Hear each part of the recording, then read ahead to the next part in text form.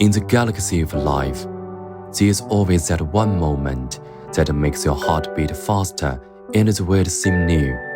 This is the power of Flipped. Today we step into the world behind the global best-selling novel Flipped for a face-to-face, in-depth conversation with its creator, American author Wendelin van Draanen. We compare it with mooncakes, a kind of Chinese pastry. Okay. You know, I watched your live streaming this morning. I listened to your conversation with Chinese readers. Well, at that moment, I felt that, it was so close, yet so far. We are close to your books, but we are meeting you for the first time and have had a few chance to hear about your creative journey. So let's have a good chat. Yeah. Okay. Yeah. Flipped shares both as a movie and a book. Is loved by all ages. So how to keep the balance between innocence and depth when you are writing? I kind of tend toward innocent and the pure heart.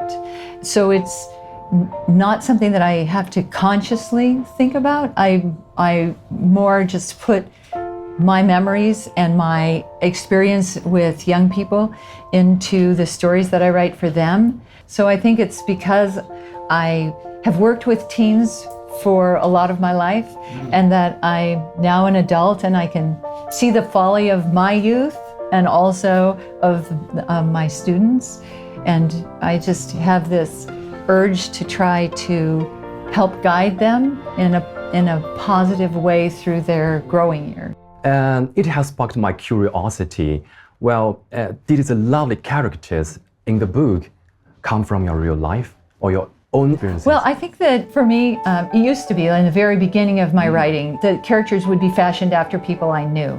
And now it's like the characters they're seeded maybe by someone I know, but they blossom into their own being. So they never wind up being the person who was the spark of the inspiration for them. They always grow into themselves. So did you target a specific age group? It's more that the character speaks to me and I adapt my writing to what the character becomes. Because it's like when you start a book, it's like a new friend where you just getting to know them, and they will tell you things in the course of the story that you weren't expecting them to say. And you will realize that they're different than you thought they were. And then you as the author, it's a very strange experience, but you as the author adapt to this building relationship that you have with a character. And if you listen to them, like we listen to each other and parents listen to their children and children listen to their parents, if we listen to our characters, they will help guide us into the place where they need to go. Well, that's so true. We believe that good stories can cross all kinds of barriers because their emotions are universal. Yes. Yeah. After being a middle school teacher for 15 years, you chose to have a career change from teacher to writer. What made you make the decision? Oh, because I was surrounded by my students really influenced me. Oh, I don't know if you want this answer, but so my background is in math and science, and I was not interested in being a writer. I loved reading, but I never thought about writing. And I think partly that's because my parents were immigrants to the United States, so English was not their first language. And so language arts or English in school was not my best subject. I struggled to try to, as the daughter of immigrants, we were expected to get good grades, all those things that come along with being in a new community that's different. What's your best subject? My best subject, math. No. When it comes to math, I recall this problem that I couldn't solve. Math is madness. Math is a wonderful puzzle. And my brain just keeps wanting to work on it until I solve it. And the nice thing about math is your teacher's not going to tell you, I need to expand on your opening or your conclusion. They're not going to give you little notes. They're going to say, you got that answer right or you got that answer wrong. And if you got it wrong, you can follow your steps and figure out where you went wrong. Math is delightful. It's Boolean, it's one way or the other. There's none of that gray ground. Inspiration, born from life's experiences, was nurtured and refined within the classroom walls. Yet Wendelin's path to authorship was not lined with blossoms. At times, it was a single shaft of light breaking through life's clouds, a quiet act of self-redemption. How about your writing journey at the start? So I sort of avoided that before. So I was not keen onto writing. So why do I now have over 30 books, right? How did that happen? So my immigrant parents, they had their own business, and there was tragedy that it was destroyed by an arsonist, which was heartbreaking. And then 6 months after that happened, my father died from complications of a brain tumor operation. We were surrounded at that point by despair and financial ruin. And the perception was everything was dark and depressing, and I didn't know how to deal with it. And I started journaling because they say that if you're going through bad times, you should journal. So I started journaling, only it was more like I was just so angry. I was just so angry about what had happened. And so I wrote with anger. And it didn't change or solve anything. But that opened the floodgate to me to just creative writing and creating worlds where you could control the outcome. You could create a happy ending or a hopeful ending if that's what you wanted. And unlike in my real life, which it didn't work out that way, and I found that I was bitten by the writing bug, as they say, and I just started writing like a mad woman. Yeah, it's a hard way and full of excitement. Yeah. So, what meant most for a writer? Luck, talent, or unique experiences? I think tenacity would be the one that I would choose. So, being someone who wasn't schooled in creative writing, I say I went to the school of hard knocks of writing, where I learned everything the hard way. But when you're motivated because you love something, you're willing to read and study and figure out how to create and craft a novel. And so I think that the writing aspect of it should be something that people who want to write do because they want to write. And I think now, especially in the United States, people are very interested in publishing, maybe more than they are in writing. So they will ask me for writing advice, but really they want to know how to get an agent. And my advice to them is figure out your story, write your story first, revise your story 20 times first, and then think about looking for an agent. So I think there's tenacity, and I think that your skill level improves with your practice. And then filling your brain with literature that's good literature. Don't just read AI stuff.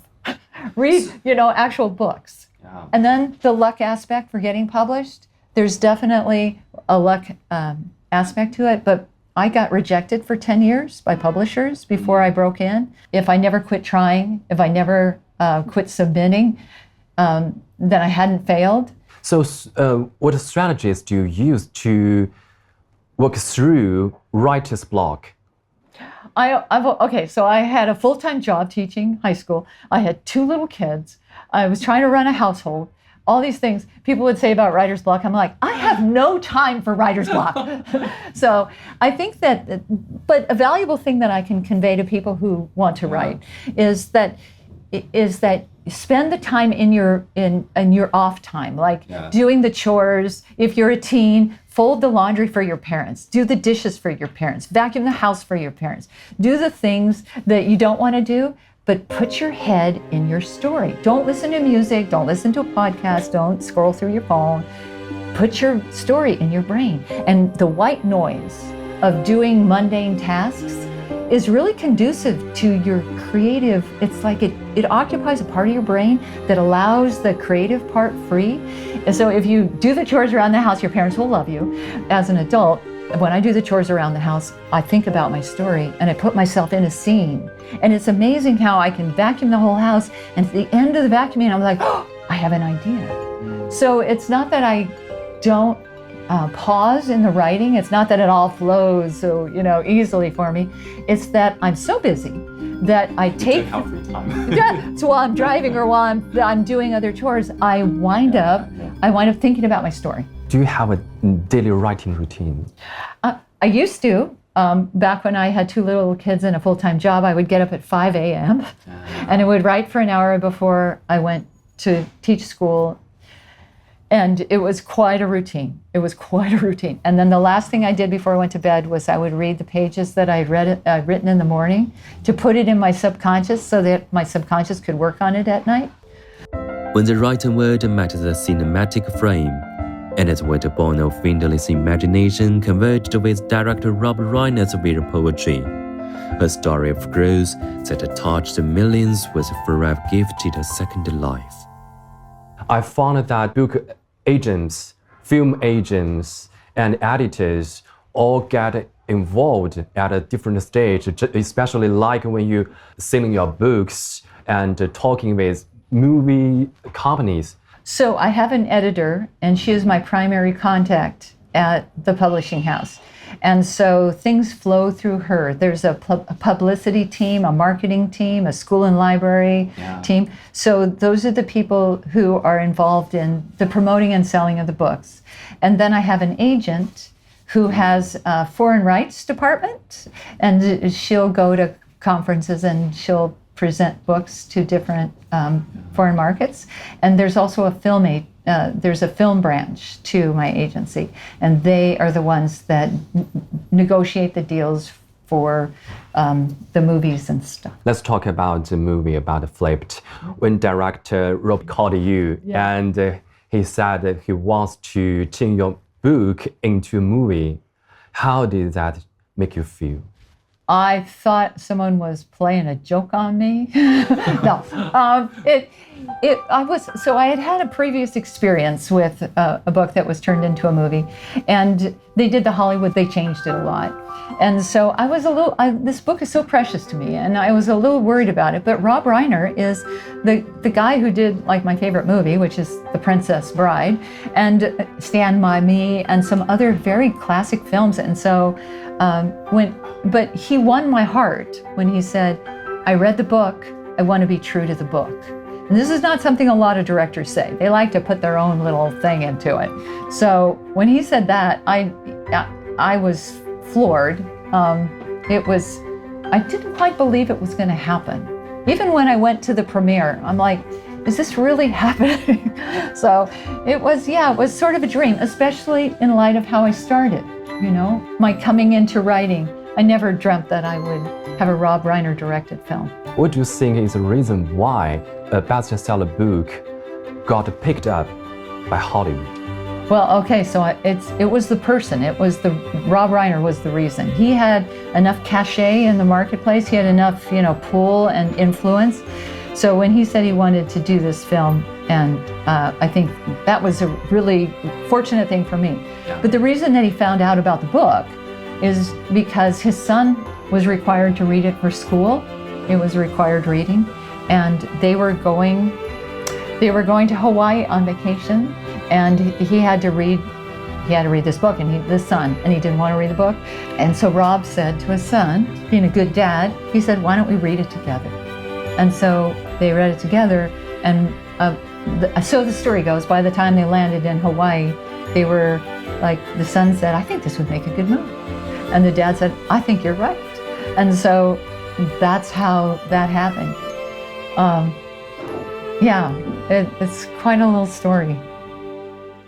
The resonance kindled by her pages had long crossed the oceans and mountains, taking root and flourishing in the hearts of Chinese readers. In the summer of 2025, that distant understanding became a journey of arrival. Wendelin appeared at the Southern China Book Fair, an appointment sealed by the love of literature. My first meeting with sources for readers was at last fulfilled. How do you feel about Guangzhou? I've had the most wonderful time. Everybody's just been so great. That's how I feel about it. I have to tell you, at the fair yesterday, the love that I got from the readers that showed up, it was wonderful. It was so nice to connect in person with people who have that much love for a book that I put a lot of love into. The charm of Guangzhou lies in daily life. Yeah. You have must participate in many foreign book Fairs. So what are our advantages over them, and what are their advantages over us? There's the second part, nothing. And the first part, there's a palpable love here and an appreciation for books that doesn't feel forced. It feels like people really love books here. Young people, people in between, old people, everybody loves books. I feel that very strongly. Yes, they love the movie, but I think that they also love to read. And so I think it's wonderful that there is this fair that promotes that and encourages people. So I would say that, the love of literature itself. Thank you so much for this interview. Thank you very much for conducting it. Your English is amazing. At the end of the interview, we give Wendelin gift, Gambit Guangdong Girls. She thanked us with a Cantonese greeting, saying how much she loved her trip to Guangzhou. It's beautiful.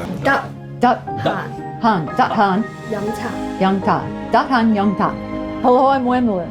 .com 在原著里面写的文字也很动人心弦，它会非常的治愈我的心灵，很容易会去带入进去。怎么说，我也有喜欢的人，所以我很能理解朱莉的那种心情。我们都有过这样的经历，就是你在任何年龄都会引起共鸣。